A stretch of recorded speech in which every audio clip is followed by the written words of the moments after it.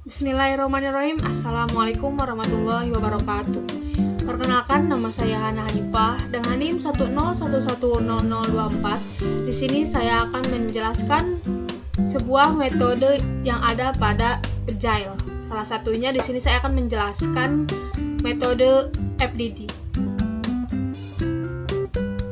Lalu di sini FDD adalah Future Driven Development atau bisa disebut dengan salah satu model pengembangan perangkat lunak dalam Agile metodologi. Metode ini memiliki struktur yang sistematis, fokus pada pengembangan fitur berdasarkan kebutuhan nyata pengguna, dan mendukung pengembangan perangkat lunak secara interaktif dan modular.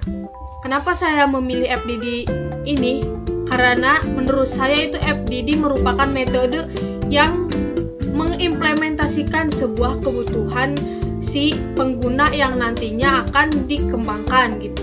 Lalu FDD juga mendukung sebuah pengembangan perangkat lunak secara interaktif dan modular gitu. Lalu di sini ada tahapan FDD. Yang pertama itu ada develop on overall model, di mana tahapan ini diawali dengan analisis kebutuhan dan pemodelan sistem secara menyeluruh berdasarkan studi lapangan, wawancara dengan pihak yang dituju serta dokumentasi. Maksud dari develop on overall model ini, yang pertama yang harus kita lakukan adalah sebuah analisis, yaitu dengan cara melakukan wawancara atau observasi kepada mitra yang kita tuju. Misal kemarin saya mengambil pada Dinas Lingkungan Hidup. Nah, di sana saya melakukan wawancara observasi terlebih dahulu. Mengapa? Karena disitulah kita akan mengetahui masalah mereka, alur kerja mereka seperti apa, keluh kesahnya seperti apa, dan lain-lain. Lalu yang kedua di sini ada build a future list, di mana model umum dikembangkan. Langkah berikutnya adalah mengidentifikasi fitur-fitur utama yang akan dikembangkan dalam sistem. Maksud dari build a future list ini, jadi si FDD ini setelah kita melakukan observasi nantinya akan mengidentifikasi fitur-fitur utamanya. Misal kemarin saya masalahnya itu dalam pengaduan. Nah, di sana kita berfokus pada fitur utama terlebih dahulu, yaitu dengan melakukan fitur pengaduan sampah terhadap masyarakat. Jadi agar memudahkan si masyarakat tersebut melakukan pengaduan. Lalu di sini ada yang ketiga ada plan by future, di mana pada tahap ini dilakukan perancangan pengembangan sistem secara bertahap berdasarkan fitur-fitur yang disusun. Jadi tahap ketiga ini mengembangkan sebuah sistem dengan secara bertahap gitu, berdasarkan fitur-fitur yang telah disusun sebelumnya. Misal pengaduan sampah, kita harus mengunjungi website Dinas Lingkungan Hidup dulu, lalu mengisi form pengaduannya dan lain-lain. Lalu di sini ada design by future, di mana perancangan teknis sistem dilakukan secara spesifik untuk setiap fitur. Jadi maksud dari design by future ini kita menspesifikasikan dari fitur-fitur yang nantinya akan kita kembangkan. Lalu yang terakhir itu ada build by future, di mana tahapan ini merupakan implementasi dari desain yang telah disusun, di mana masing-masing fitur dikembangkan satu persatu menggunakan bahasa pemrograman PHP, framework Laravel, dan database MySQL. Di sini dari project saya kemarin gitu, Dinas Lingkungan Hidup Pengaduan Sampah, saya menggunakan kode program PHP dari framework Laravel, di mana kita di dalamnya itu terdapat sebuah beberapa kode program, di antaranya itu ada view-nya, lalu ada controllernya, lalu ada model, dan ada SQL-nya. Lalu di sini ada kelebihan dari FDD atau Future Driven Development, di mana terdapat 5 kelebihan yang dimiliki oleh metode FDD ini. Yang pertama itu result, return, dan proses pride. Proses dalam metode FDD mengutamakan sesuatu yang dapat diukur ketimbang proses-proses perencanaan yang rumit dan menghabiskan waktu, sumber daya, dan biaya. Jadi FDD ini mengutamakan terlebih dahulu yang penting-pentingnya gitu. Jadi alasan kenapa mengutamakan yang penting-pentingnya dulu, karena itu kalau tidak kita memanfaatkan waktunya itu akan membuang-buang waktu dan biaya gitu. Lalu yang kedua itu ada a system for building system is necessary, di mana dibangun harus rapi dan kuat agar para pengembang dapat bekerja dan menghasilkan sebuah sistem yang diharapkan oleh klien atau nantinya akan digunakan oleh pengguna.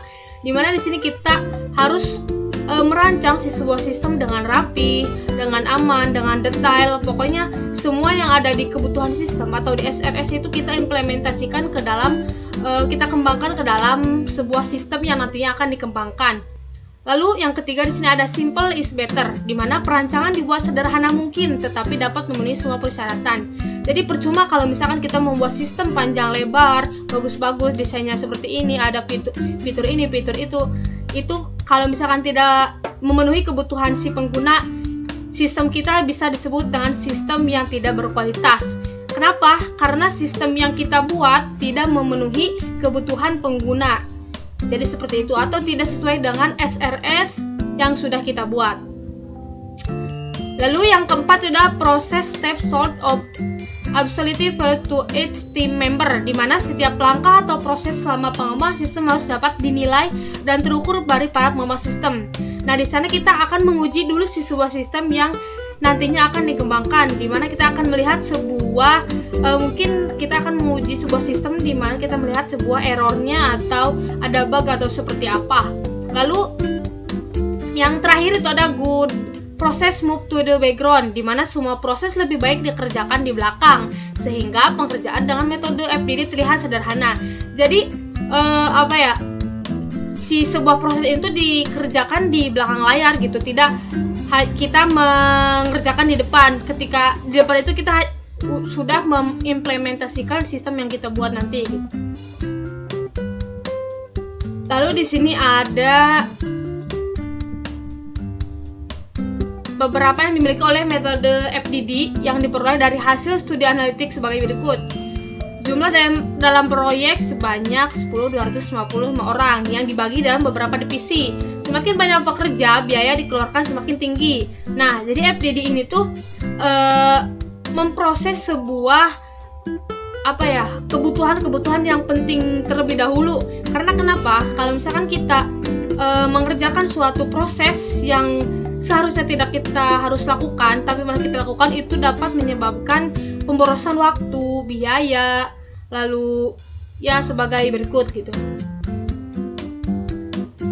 Dapat kita simpulkan dari metode Agile dalam FDD ini atau Future Driven Development FDD, yakni adalah FDD merupakan sebuah proses pengembangan fitur yang mengimplementasikan sesuai kebutuhan penggunanya.